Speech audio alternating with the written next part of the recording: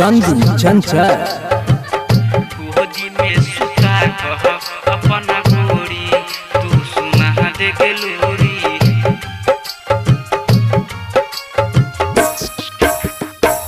भैर भैर रात हम तो रहबै गे जागल जाई छही गे छौरी। भैर भैर रात हम तो रहबै गे जागल जाई छही गे छौरी।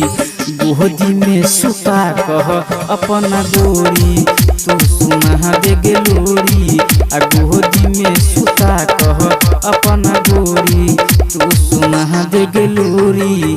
भैर भैर रात हम तो रहबै गे जागल जाई छही गे छौरी। भैर भैर रात हम तो रहबै गे जागल जाई छही गे छौरी। गोदी में सुता कह अपन गोरी तू सुना दे गे लोरी। आ गोदी में सुता कह अपन गोरी तू सुना दे गे लोरी। गोदी में सुता कह अपन गोरी तू सुना दे के लोरी।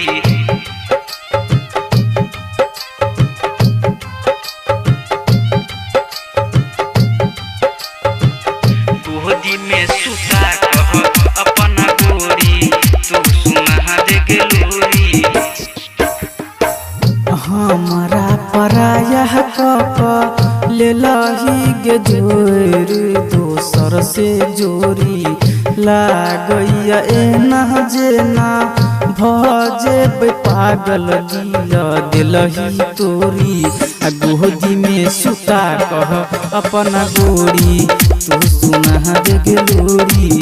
आ गोदी में सुता कह अपन गोरी तू सुना दे गे लोरी। गोदी में सुता कह अपन गोरी तू सुना दे के लोरी। सिंगिंग बाय चंदू चंचल। गोदी में सुता कह अपन गोरी तू सुना दे के लोरी। सिंगर चंदू चंचल तोहरे लकान तौगे चुपे चोरी। राइटर शांत यादव तोहरे लकान तौगे चुपे चोरी।